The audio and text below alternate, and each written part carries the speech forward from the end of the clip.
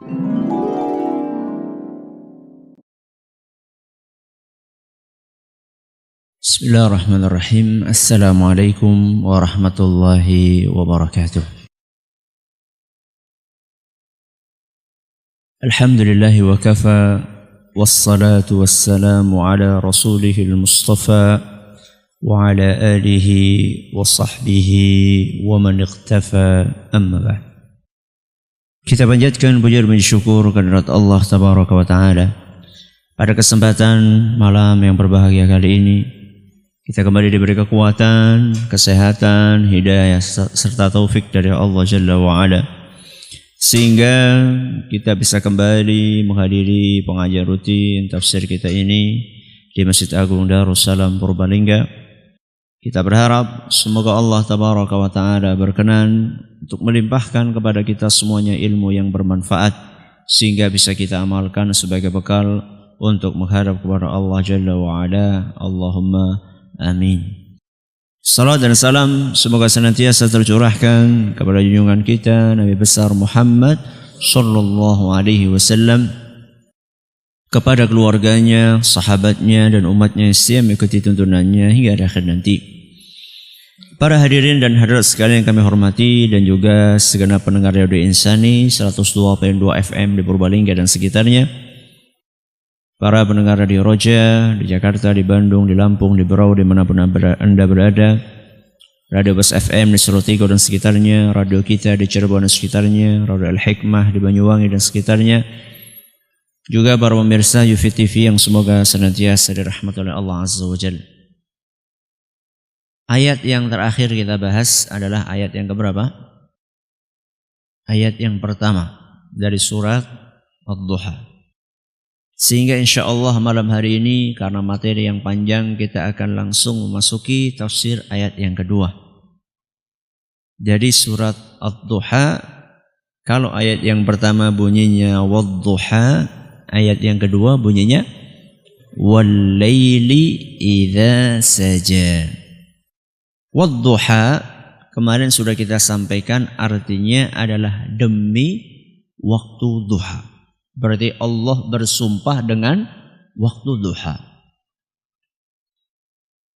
Dan kemarin kita sampaikan bahwa kalau Allah sudah bersumpah dengan salah satu di antara makhluknya, berarti itu adalah isyarat bahwa makhluk itu punya keistimewaan.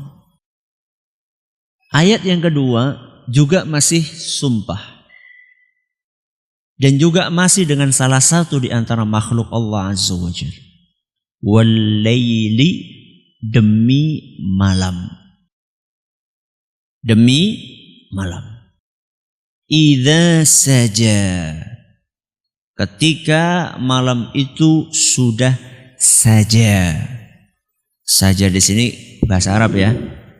Nah, ini yang saya maksud sekarang adalah bahasa Arab. Ya, saja di sini maksudnya adalah Arab. Para ulama kita berbeda pendapat ketika menafsirkan arti dari kata saja. Sekurang-kurangnya ada 5 pendapat di dalam menafsirkan satu kata ini, yaitu kata saja.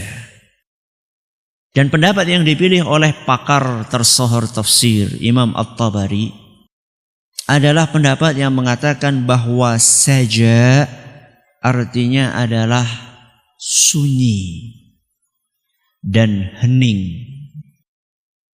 Jadi wal-laili idza saja artinya adalah demi malam ketika sudah hening. Demi malam ketika sudah sunyi. Timbul pertanyaan, sunyinya kapan? Bukankah malam itu identik dengan kesunyian, sedangkan siang identik dengan keramaian? Maksudnya malam ketika sunyi itu kapan? Kadang-kadang kalau diterapkan jam malam itu habis isya sudah sunyi. Dan kadang-kadang di Jakarta nggak sunyi-sunyi. Ya, bukan kadang-kadang, malah Setiap malam. Loh terus gimana? Kapan sunyinya? Yang jadi ukuran sunyi itu gimana? Para ulama kita sudah menjelaskan. Ukuran sunyi itu adalah ketika kegelapan malam sampai puncaknya. Jadi peteng-petengnya bengi. Kapan itu? Gelap-gelapnya malam. Bukankah malam itu gelap? Pol-polnya gelapnya malam kapan? Ketika bulan sudah tenggelam. Kapan? Ayo sing pada dodolan nang pasar jam 1:30. Ketika sudah lewat setengah malam. Ketika sudah lewat setengah malam. Saat itulah biasanya bulan sudah tenggelam. Kalau bulan sudah tenggelam, maka saat itu bumi yang awalnya ada cahaya rembulan sehingga agak terang, saat itu sudah semakin gelap gulita. Itulah maksud wal-laili idza saja. Demi waktu malam, ketika malam itu sudah mulai tenang, hening. Kapan hening? Ketika sudah lewat setengah malam. Jadi sudah kita sampaikan, kalau Allah bersumpah dengan sesuatu berarti sesuatu itu istimewa. Pertanyaannya, apa sih keistimewaan malam ketika sudah sunyi?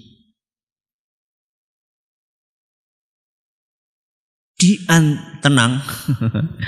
Di antara keistimewaannya, kalau malam sudah sunyi itu adalah waktu favorit Rasulullah sallallahu alaihi wasallam untuk salat malam.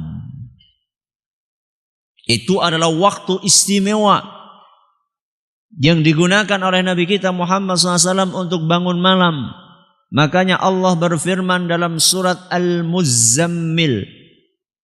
Surat Al-Muzammil ayat 2, 3, 4. Ayat 2, 3, dan 4. Allah berfirman, qumil laila illa qalila. Wahai Muhammad, bangunlah di malam hari untuk sholat malam kecuali sedikit.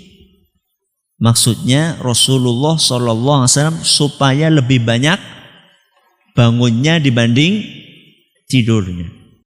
Kalau kita banyak tidurnya dibanding bangunnya.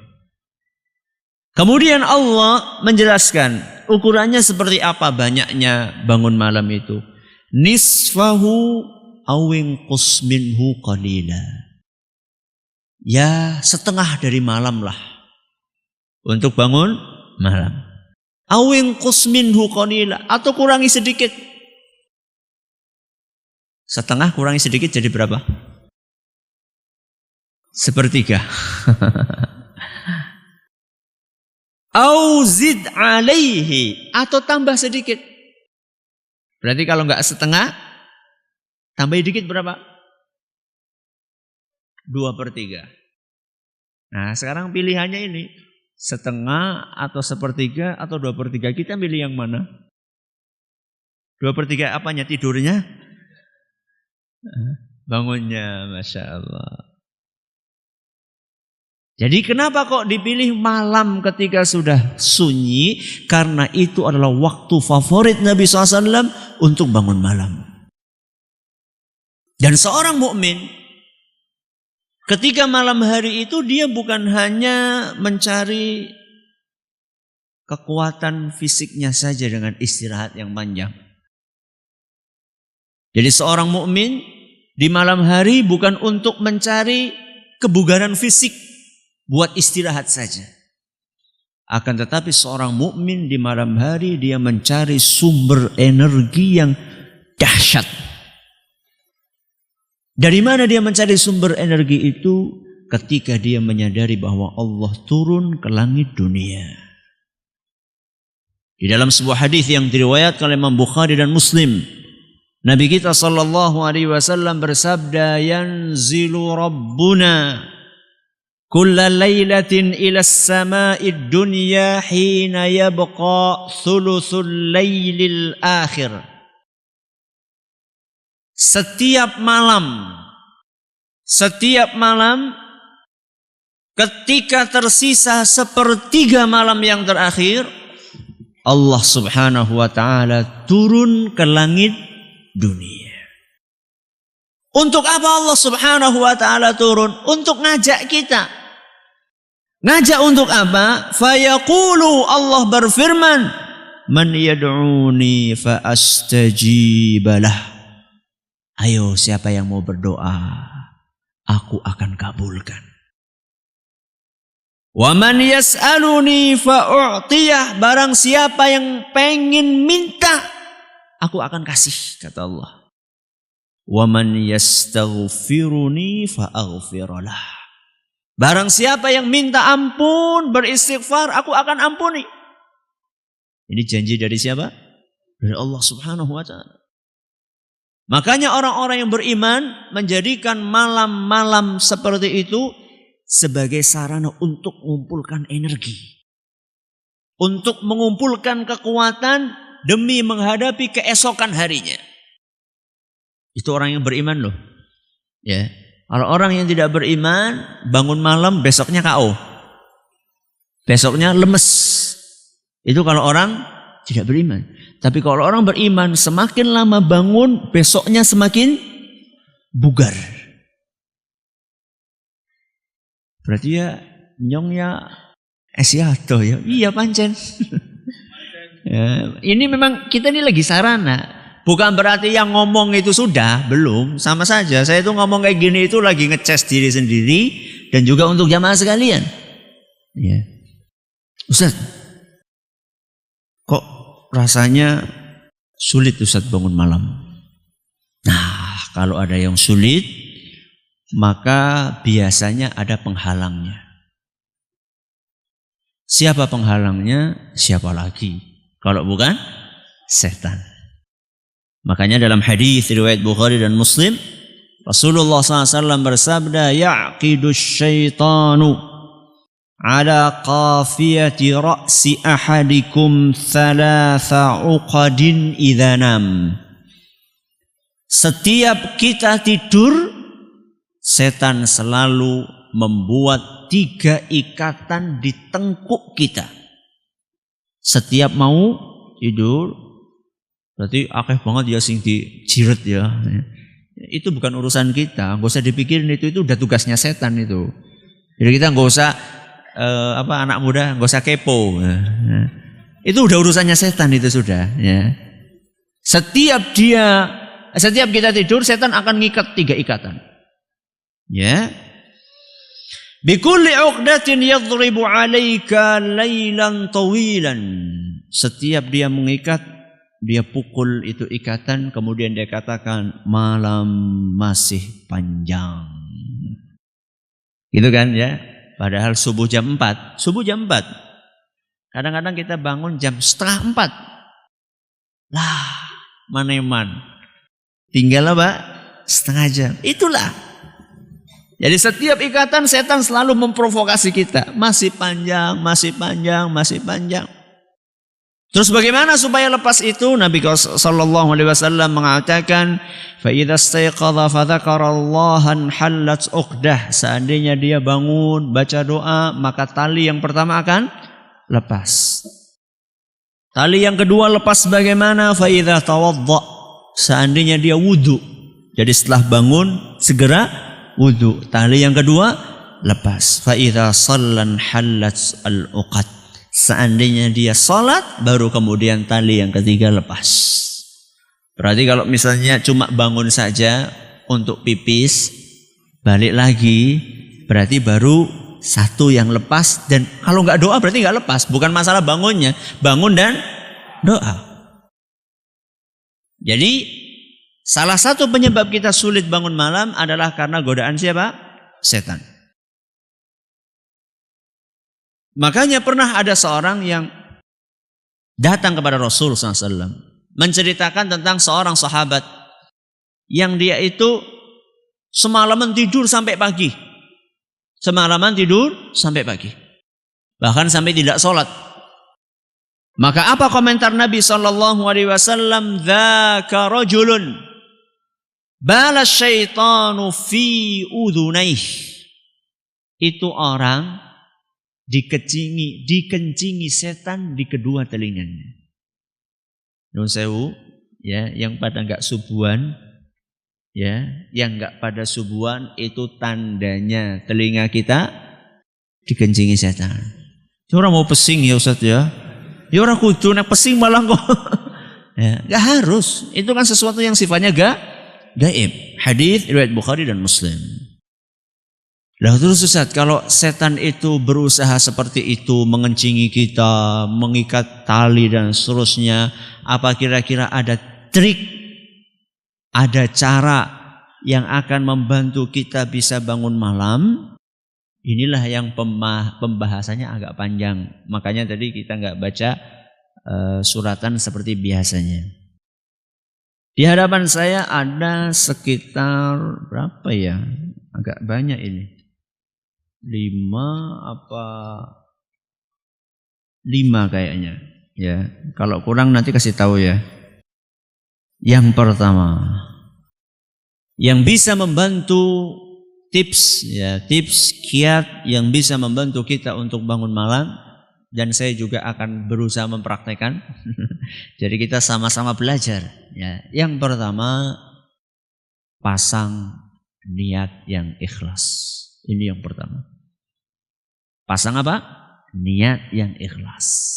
Mencari ridho Allah Subhanahu wa taala bukan karena kepentingan-kepentingan yang lainnya. Biasanya kalau orang bangun malam untuk kepentingan duniawi, begitu dapat kepentingannya biasanya mandek.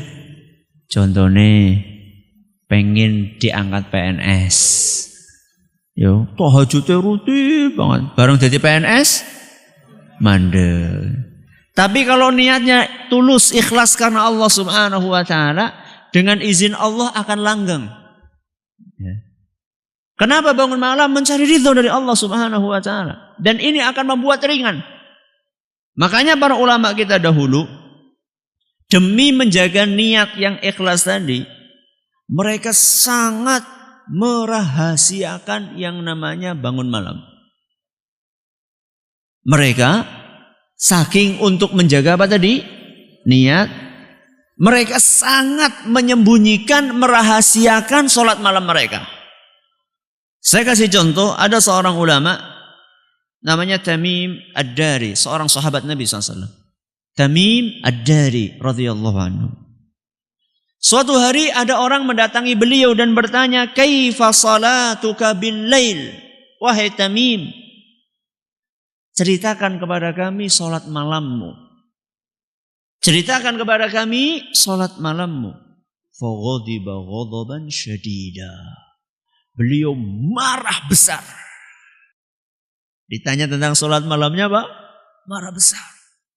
Kalau kita kan mungkin kemudian sholat, wah, aku nak sholat mungkin gue, masya Allah, jam 1 wis tangi. Ya suwe wis kawit pira, wis kawit 6 aku wis tahajud. Tamim marah ketika ditanya bagaimana, coba ceritakan bagaimana sholatmu, marah dia. Tsumma qala, kemudian beliau mengatakan, wallahi, demi Allah, la rak'atun usalliha fi jawfil laili fi sirr ahabu ilayya min an usalliyal laila kullahu thumma aqussuhu 'alan nas. Kata beliau, 1 rakaat sholat malam yang aku kerjakan secara rahasia, 1 rakaat sholat malam yang aku kerjakan secara rahasia, lebih aku sukai dibanding sholat malam semalam suntuk kemudian aku ceritakan sama orang lain. Apa kata beliau? 1 rakaat sholat malam yang saya rahasiakan, gak ada yang tahu, lebih aku sukai dibandingkan semalam suntuk bangun, tapi paginya apa? Cerita-cerita sama orang lain. sahabat Nabi SAW. Tamim Ad-Dari. Ulama yang lainnya, Ayyub As-Sikhtiyani. Ayyub As-Sikhtiyani. Yaqumul laila kullahu. Beliau itu biasa bangun malam semalam suntuk. Fa idza qarubal fajru raja'a fattaja'a fi firashihi. Kalau hampir subuh, jadi habis Isya, orang-orang pada pulang, dia di masjid salat malam. Fa idza qarubal fajru raja'a. Kalau sudah hampir subuh, beliau pulang. Beliau pulang. Kemudian pura-pura tidur. Pura-pura tidur. Fa idza tala'a as-subhu rafa'a sautahu ka'annahu qad qamatil kasah. Ketika sudah azan subuh, beliau baru mengangkat suaranya kayak baru bangun saat itu. Kepriwe gue? Yang ngulet apa kepriwe? Seakan-akan itu dia baru bangun. Jadi dia tidak tampakkan. Karena sebagian orang kan nunggoni golek salat tahajud, nunggoni wong pada masjid. Jadi orang lain ke masjid, dia sudah ke masjid duluan. Kelihatan kan? Oh, ini si fulan apa? Oh, berangkatnya gasik. Kalau dia enggak, ketika orang sedang tidur dia sholat. Ketika orang pada berangkat, sebelum mereka berangkat dia pulang. Itu semua dikerjakan demi apa tadi? Menjaga keikhlasan. Maka yang pertama, kiat yang pertama adalah menjaga keikhlasan. Pasang niat yang benar untuk bangun malam. Ini yang pertama. Yang kedua, rasakan kita sedang memenuhi panggilan Allah. Ini yang kedua. Rasakan kita sedang memenuhi panggilan Allah. Di mana Allah memanggil tadi? Ketika kita sampaikan firman Allah Subhanahu wa taala ketika turun kemana? Langit dunia di sepertiga malam terakhir, Allah mengatakan hal min da'in. Ayo siapa yang mau berdoa? Ayo siapa yang mau minta? Ayo siapa yang mau istighfar? Itu kan kita lagi dipanggil sama Allah Subhanahu wa taala. Ketika kita merasa sedang dipanggil oleh Allah Azza wa Jalla, maka kita berusaha untuk memenuhi panggilan tersebut. Lawong dipanggil sama camat saja kita tergopoh-gopoh. Apalagi dipanggil sama bos. Ya. Padahal bos itu ngasih gaji kita berapa? Ngasih berapa? Ya tergantung Ustaz. Ya. Ada yang 5 juta, ada yang 3 juta sebulan. Allah ngasih kita berapa? Berapa? Seluruh organ tubuh kita yang kita gunakan untuk bekerja buat bos kita, itu yang ngasih Allah. Seluruh organ tubuh kita yang kita gunakan untuk bekerja di hadapan bos kita, itu yang ngasih semuanya Allah Subhanahu wa taala. Berarti mana yang seharusnya lebih kita tergopoh-gopoh untuk memenuhi panggilannya? Allah atau bos? Allah. Ini yang kedua. Apa tadi? Merasa bahwa kita bangun malam itu sedang memenuhi panggilannya Allah Subhanahu wa taala. Yang ketiga, hindari maksiat di siang hari. Apa? Hindari maksiat di siang hari. Kok bisa Ustaz? Apa hubungannya antara maksiat dengan bangun malam? Maksiat itu bikin tubuh mata jadi berat. Mata ini yang beratnya cuma berapa? Cuma berapa? Ini loh, kelopak mata ini beratnya berapa ini? Berapa gram? Orang asing tahu nimbang? Yo angel Ustaz nimbang. Kira-kira lah. Ya. Berapa gram? 5 gram. Barbel berapa gram? Mana yang biasa nge-gym? Ya. Yang biasa senam apa namanya? Bina rangka apa bina raga? Coba bina raga berapa kilo? 3 kilo, 5 kilo, 10 kilo, Masya Allah kuat. Tapi nggak subuhan orang kuat. Cuma buka ini aja nggak kuat. Itu adalah karena maksiat. Karena apa? Maksiat. Maka pernah ada seorang ulama ditanya, "Ya Aba Sa'id, wahai Abu Sa'id, inni abitu mu'afa." Aku ini ketika tidur sehat walafiat, enggak sedang sakit. Fisikku lagi bugar, segar, bugar, enggak ada masalah fisik saya. Wa uhibbu qiyamal lail, aku sudah niat pengen bangun malam. Wa u'iddu tahuri, sudah aku siapkan untuk wuduku. Kalau dahulu kan orang mau wudu itu nyiapin air di mana? Di ceret, ya, kendi. Ya. Kalau dulu pakai gitu. Kalau sekarang kita bak wis kebek, ya. Sudah saya isi. Kalau mungkin masih ada yang nimba, sudah saya isi tongnya itu sudah saya nimba sebelum tidur. Intinya dia itu memang betul-betul sudah niat pengen bangun. Fama balila aku, kok bisa aku gak bisa bangun? Kok bisa-bisanya saya gak bangun?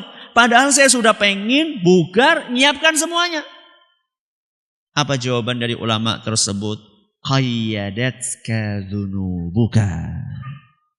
Kamu itu terikat dan terbelenggu oleh dosa-dosa yang kamu kerjakan.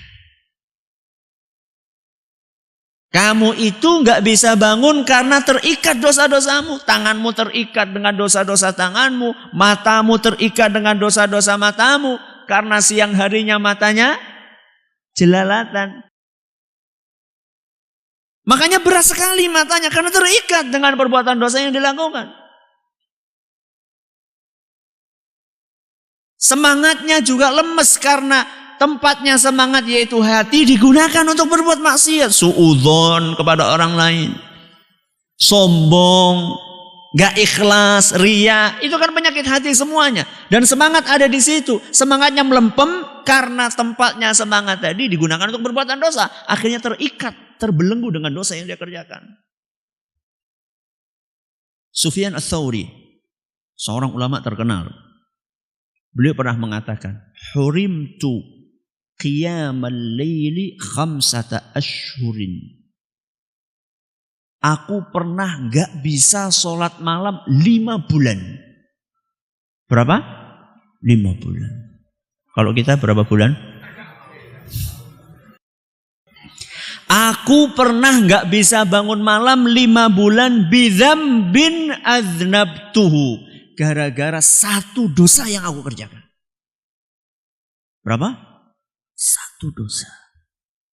Makanya yang sudah tahunan gak bisa bangun malam, dia dosanya ya sakit banget. Kemudian ada yang penasaran, wa madza kadzambu? Wahai Sufyan, apakah satu dosa yang kamu kerjakan itu kok bisa membuat terhalang untuk sholat malam berapa? 5 bulan.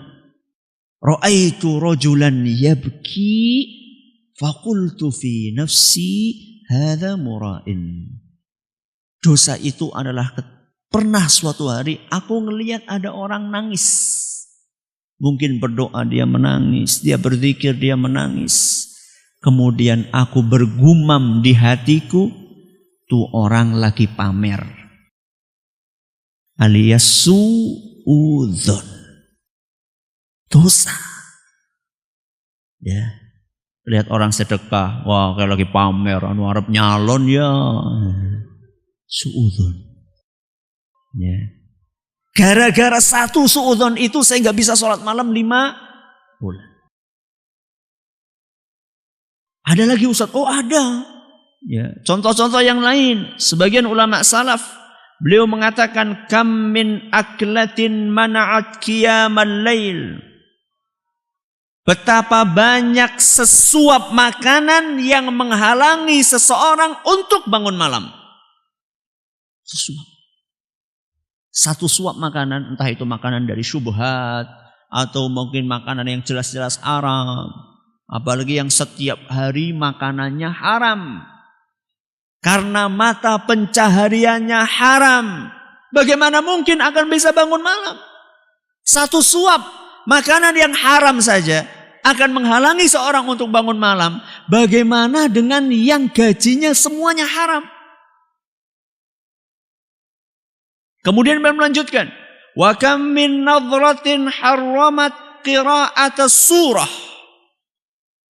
Dan betapa sering satu pandangan mata menghalangi seorang untuk bisa membaca satu surat Al-Quran. Nun sewu, yang baca Al-Quran berat banget. Nembe seayat, rong ayat wis ngantuk. Mungkin itu sumbernya di situ. Satu pandangan haram akan membuat orang tidak bisa membaca satu surat Al-Quran. Lah kalau misalnya pandangannya cuma satu tapi 3 jam gimana Ustadz? Nonton maksudnya nonton, ya, nonton film yang nggak benar, ya, nggak tahu berapa surat. Padahal ini cuma satu pandangan saja. Kemudian beliau mengatakan wa innal abda la ya'kulul aklata aw yaf'alu fi'latan fayahrumu aw fayuhramu biha qiyamu sanah. Dan betapa banyak seorang hamba yang gara-gara satu suap makanan atau satu perbuatan dosa dia terhalang untuk bisa bangun malam selama 1 tahun penuh. Na'udzubillahi min dzalik. Ini yang keberapa ini? Yang ketiga. Yang keempat. Yang keempat. Usahakan tidur siang. Apa? Usahakan tidur siang. Tidur siang itu idealnya kalau enggak sebelum zuhur, ya ba'da zuhur. Lah, sing ngantor kepriwe iki Ustaz? Nanti tolong ya, jangan ada yang sebelum zuhur mengusola pada turu. Nembe ngaji mumpungi Ustaz. Ya.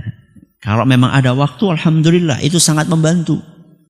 Karena memang tidur siang itu sunnahnya Nabi SAW. Walaupun cuma sebentar.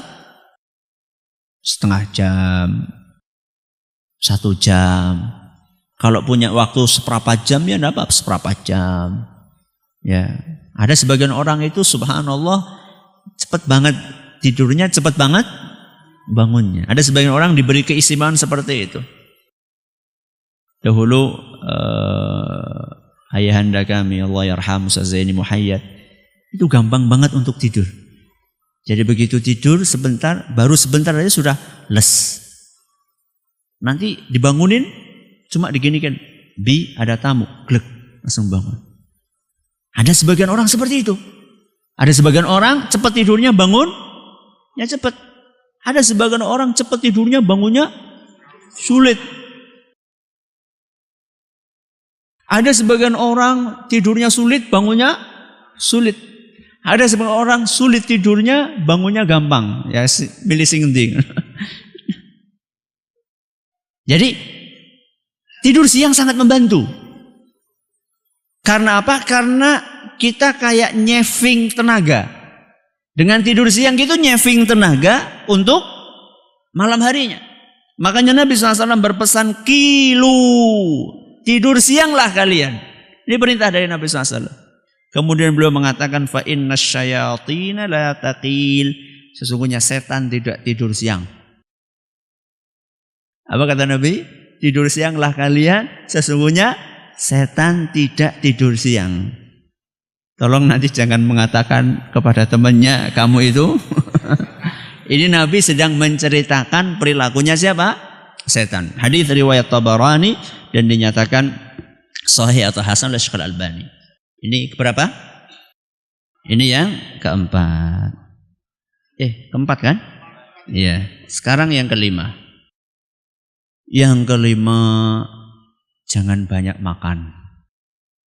Jangan apa? Banyak makan. Makan secukupnya. Secukupnya pira? Makan seperlunya. Ya, makan seperlunya. Nabi kan menggambarkan sepertiga untuk makanan, sepertiga untuk udara, sepertiga untuk minuman.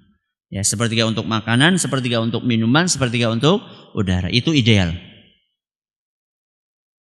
Sepertiga ya. sepertiga. Cuman sepertiganya saya sama sepertiganya jenengan beda, tidak apa-apa. Karena perut kita beda-beda, tidak apa-apa. Tapi tolong disiplin sepertiga. Jadi jangan sampai tubuh kita sama tapi sepertiganya beda. Kalau tubuhnya beda tidak apa-apa, sepertiganya beda. Mungkin sepertiganya saya sama jenengan baru dapat 1/4, tidak apa-apa. Akan tapi masing-masing ngukurnya si kepriwe Ustaz, apa enggaknya di senti ini, oh enggak harus lah. Diperkirakan saja. Karena ada sebagian orang ketika lagi walimahan kan, lagi resepsi pernikahan, kan jejer-jejer itu. Ada soto, ada bakso, somai, sate, kambing guling. Semuanya wah kesempatan ki kapan maning ki. Jajali kabeh. Nuwun sewu ketika antop metune bukan angin. Kalau antop kan metune angin, ini enggak, antop metune nasi yang belum terkunyah dengan baik ya. Itu berarti sudah lewat dari sepertiga itu, ya. Kenapa? Karena memang bikin berat. Makanya Sufyan Ats-Tsauri beliau mengatakan, "Alaikum biqillatil akli tamliku qiyamal laili." Hendaklah kalian menyedikitkan makan, niscaya kalian menguasai bangun malam. Artinya bangun malam bisa kalian kuasai kalau kalian makannya tidak banyak. Ya terutama malam-malam lah, terutamanya malam-malam. Dan secara kesehatan juga mendukung kok. Ya makanya ada sebagian buku-buku kesehatan yang saya baca, ya paling tidak kalau 1 jam atau 2 jam sebelum tidur itu sudah makan. Makanya Masya Allah kalau pada maghrib makan atau sebelum maghrib makan, habis isya sudah. Ada sebagian orang ya insya Allah saat saya pada maghrib makannya sebelum maghrib, tapi habis itu ngemil terus ya berbahaya. Maksudnya makanan berat sudah stop. Nanti insya Allah akan lebih mudah. Ini yang keberapa? Ini yang kelima. Yang keenam, mempraktekkan adab tidur. Yang keenam, mempraktekkan apa? Adab tidur. Dan ini banyak adab tidur ya. Adab tidur banyak. Mulai yang pertama wudu. Yang pertama wudu. Nabi SAW berpesan, "Idza ataita majja'aka fatawadda' wudhu'aka lis-shalah." Kalau kamu beranjak ke tempat tidurmu alias akan tidur, maka wudhulah seperti wudhumu kalau mau sholat. Berarti ini sebenarnya penegasan dari Nabi SAW bahwa wudhunya itu wudhu beneran. Kalau dahulu guru kita, ibu kita, mbah kita ajak kelalen nek arep bubuk, wijik, cuci tangan, cuci kaki. Tanggung teman, sisan bae wudu. Sunnah Nabi SAW. Ya. Orang tidur dalam keadaan suci itu dicontohkan sama Rasulullah SAW. Angkat tangan yang tadi malam tidurnya pakai wudu. Takut riak ya. Ya coba praktekkan nanti habis ini kalau mau tidur apa? Wudu dulu. Beda rasanya. Udah wudu, kemudian baca doa yang diajarkan oleh Rasulullah SAW. Pernah kita sampaikan dulu ketika tafsir surat An-Nas. Berapa tahun ya? 4 tahun yang lalu. Ya. Adab di antara adab tidur adalah menggabungkan 2 telapak tangan yang biasa dengerin radio Insani. Moga-moga apal ya. Setiap mau tidur biasanya disetelkan itu adab mau tidur. Letakkan kedua telapak tanganmu di depan mulutmu, kemudian apa? Tiupkanlah angin dari mulutmu ke tanganmu, kemudian engkau baca surat Al-Ikhlas, surat Al-Falaq, surat An-Nas masing-masing 1 kali, lalu apa? Usapkan ke seluruh tubuhmu yang bisa engkau jangkau. Ya, mulai dari muka, kemudian kepala, bagian depan sampai ke bawah, baru kemudian bagian belakang. Ulangi ini berapa kali? 3 kali. Ini disiplin ini yang kadang-kadang sulit. Ya, mungkin habis ini, wah Ustaz praktek insya Allah. Alhamdulillah. Lumayan, oleh sewengi. Tapi kalau bisa besoknya lagi. Memang disiplin itu nggak gampang. Ya. Padahal ini berpahala. Ya. Biasanya orang kalau sudah ngantuk itu blek. Ya. Saking ngantuk, walaupun ngantuk bagaimanapun usahakan latihan. Ya. Dan kadang-kadang kalau misalnya kita takut, mungkin kadang ada sebagian orang nggak bisa tidur kecuali sambil baca. Tahu-tahu nanti sudah tertidur. Kalau bisa, ya sudah sebelum baca enggak apa-apa. Baca doa itu dulu, khawatirnya nanti enggak sempat baca doa. Sudah. Setelah baca zikir-zikir tadi, kemudian ada ayat kursi, kemudian ada bismika Allahumma ahya wa amut atau amut wa ahya. Setelah itu semuanya masih belum tidur juga, baca subhanallah 33, alhamdulillah 33, Allahu akbar 34. Masih kuat baca surat Al-Mulk. Benar ini adab tidur sebelum tidur itu banyak.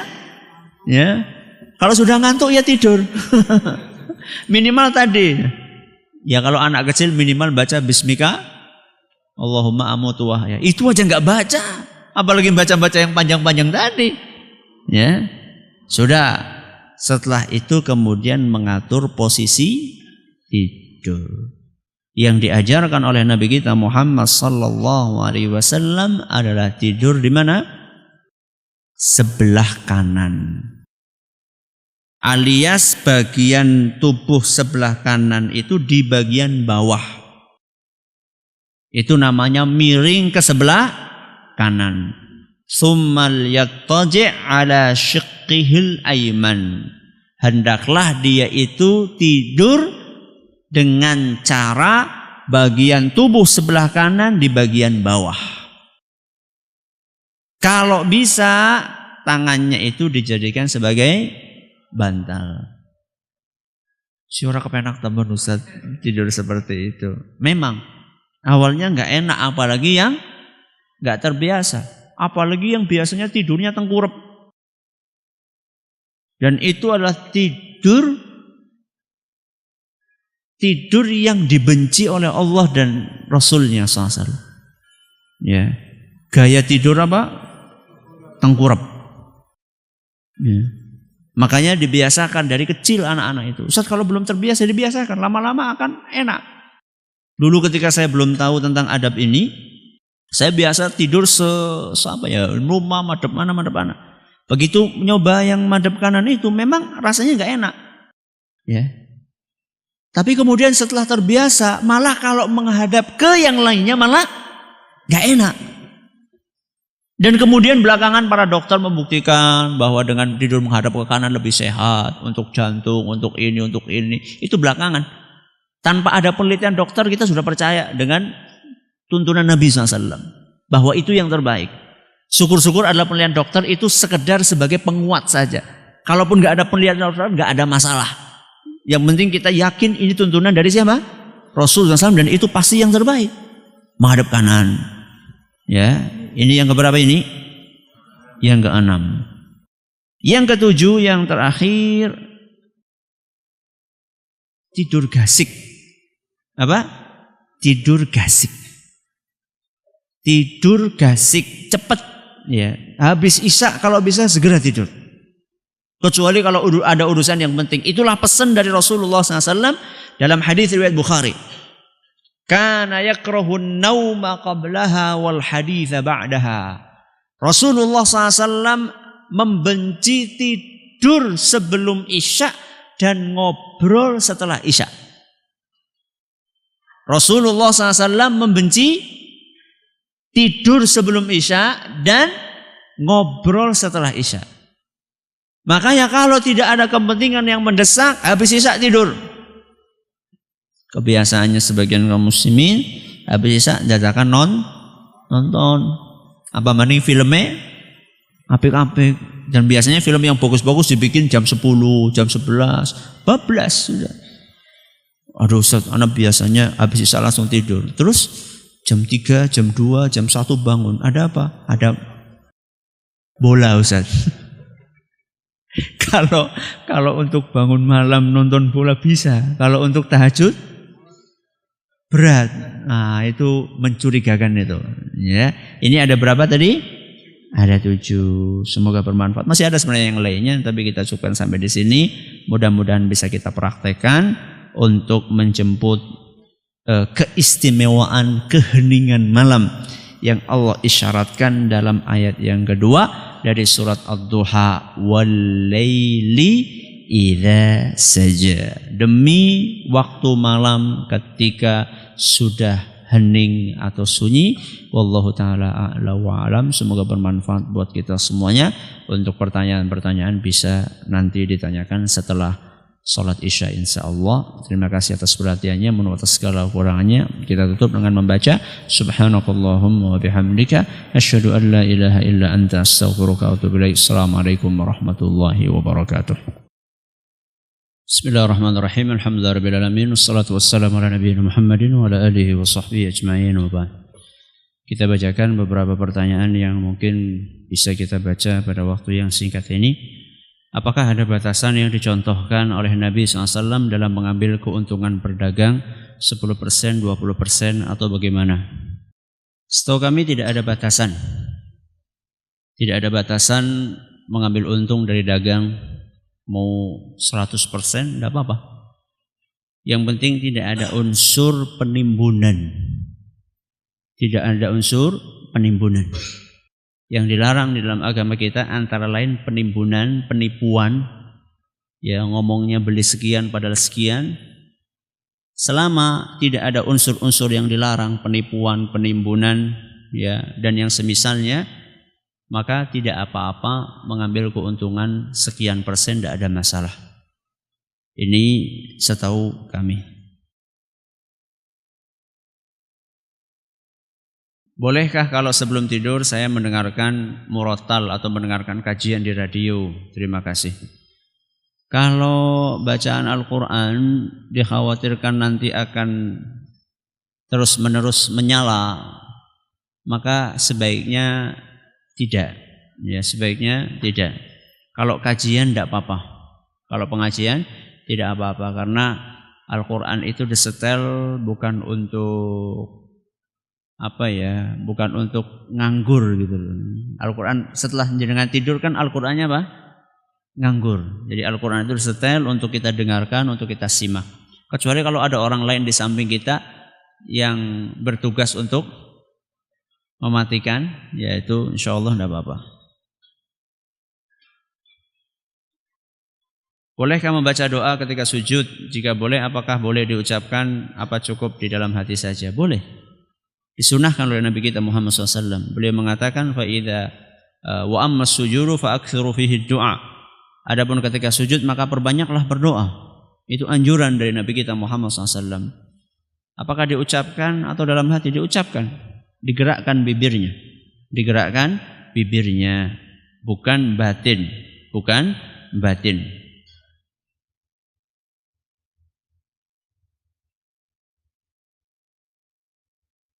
Ustaz, saya mau tanya, umpamanya saya ngantuk dan rasanya tidak bisa bangun malam, bolehkah saya tahajud dan witir di awal malam sebelum tidur? Tidak ada masalah. Witir sebelum tidur diperbolehkan oleh Nabi kita Muhammad SAW, terutama bagi mereka yang diprediksikan sulit untuk bangun di akhir malam karena kecapean atau yang semisalnya.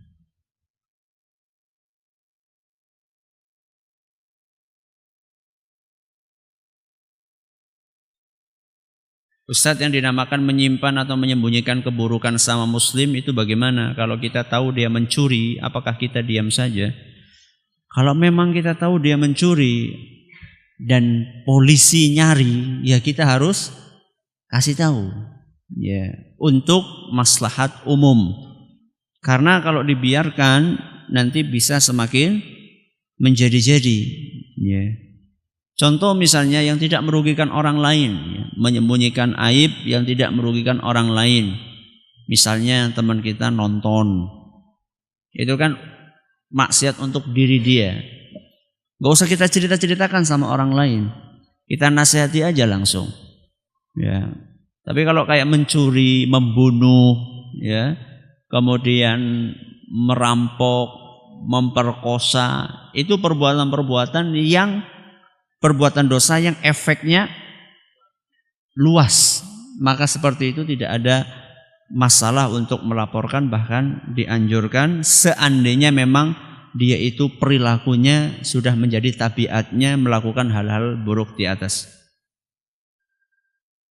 Ustaz, kalau sholat sering tidak khusyuk, apakah sholat saya diterima dan mendapat pahala? Pahala seseorang itu tergantung sejauh mana dia khusyuk di dalam sholatnya. Semakin khusyuk maka pahalanya semakin besar. Makanya disebutkan dalam sebuah riwayat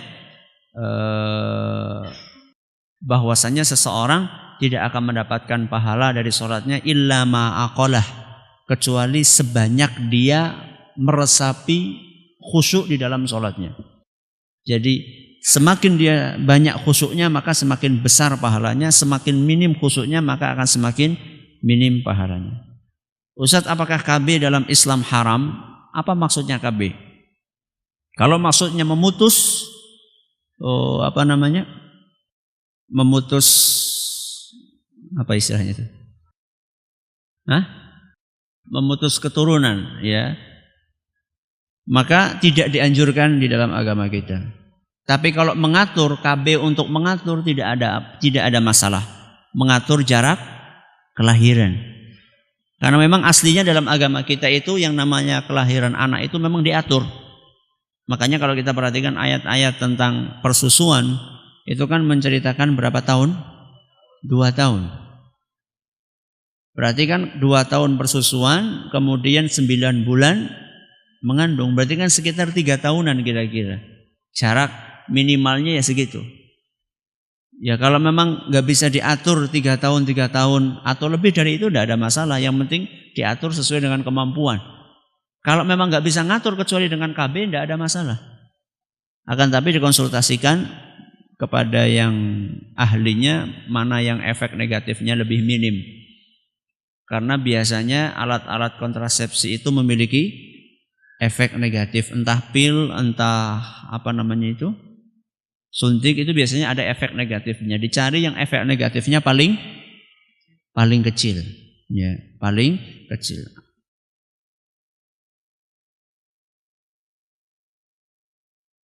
Makmum masbuk ketika imam tahiyat akhir, apakah bacaan makmum tersebut juga tahiyat akhir atau seperti tahiyat awal? Ada perbedaan pendapat di antara para ulama dalam masalah itu. Ada sebagian ulama mengatakan seperti tahiyat awal, ada yang mengatakan seperti tahiyat akhir. Wallahu a'lam. Apakah ada dalil salat sunnah awwabin? Apa yang dimaksud awwabin? Kalau dimaksud salat duha, iya. Kalau yang dimaksud salat duha, iya. Kemarin kita sudah sampaikan salatul awwabina hina tarmadul fisal. Salatnya kaum awwabin adalah ketika anak onta mulai kepanasan, yaitu salat duha di akhir waktunya. Di akhir waktunya itu adalah menjelang waktu zuhur. Itulah yang dimaksud. Kalau itu yang dimaksud, iya, hadisnya sahih. Kalau yang lainnya selain itu saya tidak tahu dalil sahih yang melandasinya.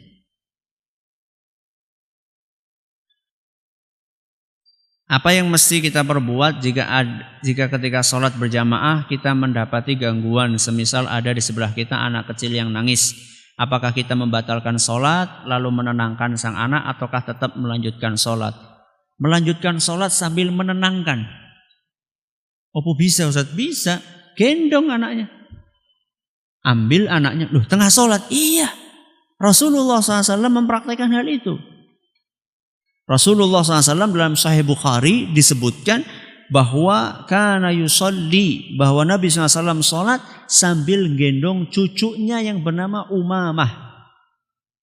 Fa idza sajada wada'aha wa idza ketika beliau akan sujud diletakkan itu cucunya. Ketika akan bangkit digendong lagi. Rasulullah SAW mempraktikkan hal itu.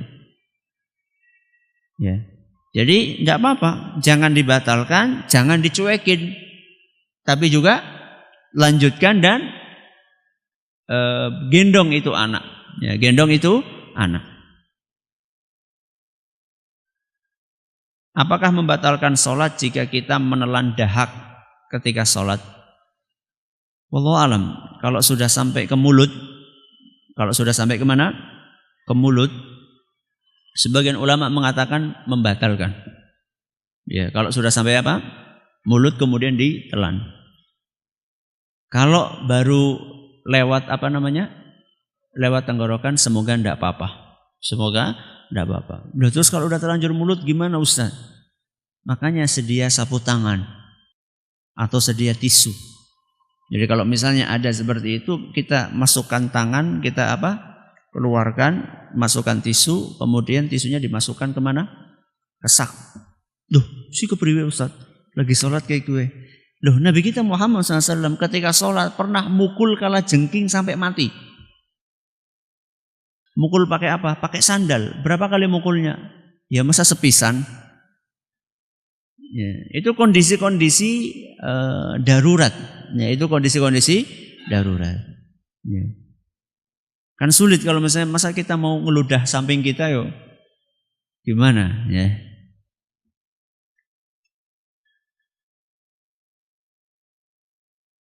Apakah bacaan as-salatu khairum minan naum tetap dibaca ketika adzan subuh? Iya. Cuman memang perbedaan pendapat ya para ulama, apakah di adzan yang pertama atau adzan yang kedua. Ya, kalau memang tidak ada kecuali satu adzan saja, ya udah dibaca saja as-salatu khairun minan naum. Jadi memang ada sebagian ulama mengatakan di adzan yang pertama. Adzan pertama itu adalah adzan sebelum masuk waktu subuh, sekitar setengah jam sebelum masuk subuh, 1 jam itu adzan pertama. Ada yang mengatakan di adzan yang pertama. Ada yang mengatakan di adzan yang kedua. Ada yang mengatakan di adzan kedua. Adzan kedua itu maksudnya menjelang ketika sudah masuk waktu subuh. Jadi tidak apa-apa. Kalau memang cuma satu adzan insya Allah tidak apa-apa. Walaupun dibaca di adzan yang kedua. Adakah zikir dan doa tertentu yang dibaca setelah sholat duha yang diajarkan oleh Nabi kita Muhammad SAW? Saya belum menemukan dalil yang melandasi itu. Yang biasanya dibaca adalah Allahumma inna duha'a duha'uka wal baha'a baha'uka wal jamala jamaluka. Saya belum menemukan dalil yang melandasi doa tersebut. Maka kalau saya enggak baca doa itu, ya zikir biasa. Istighfar 3 kali, Allahumma antas salam wa minkas salam.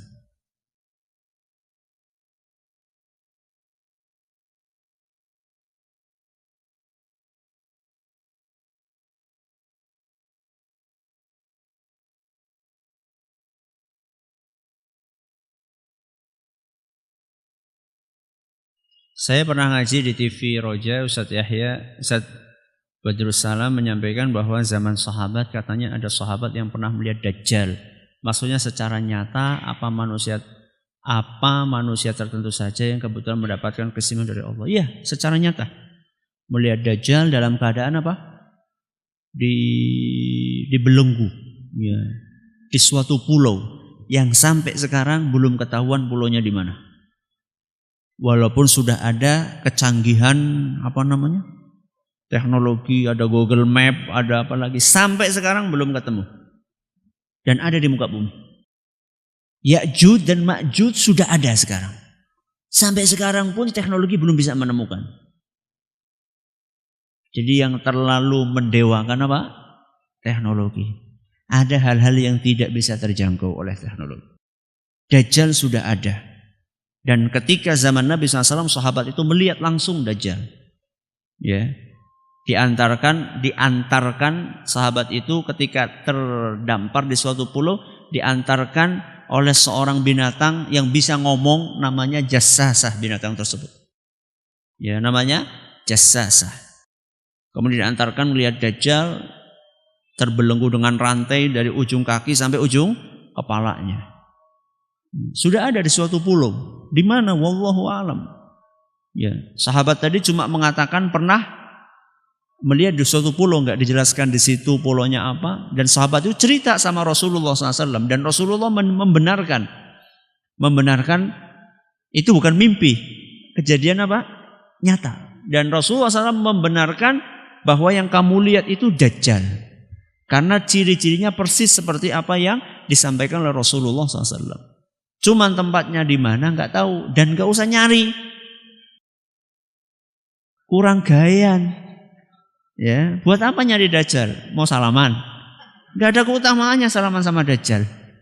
Ya. Nabi menganjurkan, SAW menganjurkan kalau ketemu Dajjal supaya nyingkir. Ini malah pengen salaman, kurang gayan. Seperti orang, saya pengen ketemu jin Ustaz. Buat apa ketemu jin? Ya, sampai bela-belain baca surat apa gitu biar ketemu jin. Nggak ada keistimewaannya ketemu jin. Ya, mendingan ke masjid, sholat yang bagus gitu ya. Sholatnya bolong-bolong, kepengen ketemu jin. Buat apa? Ya. Nggak ada manfaatnya. Nggak ada manfaatnya. Begitu ketemu beneran Melayu, orang bisa turu.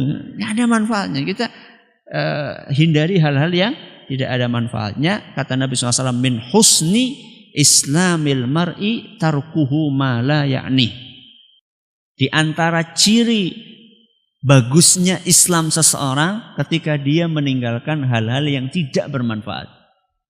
Jadi kalau pengen tahu kualitas keislaman kita, lihat kita ninggalkan hal yang tidak bermanfaat enggak. Kalau kita masih kepo tadi ya, ya, pengen cari tahu sesuatu enggak bermanfaat, itu berarti Islam kita kualitasnya masih rendah.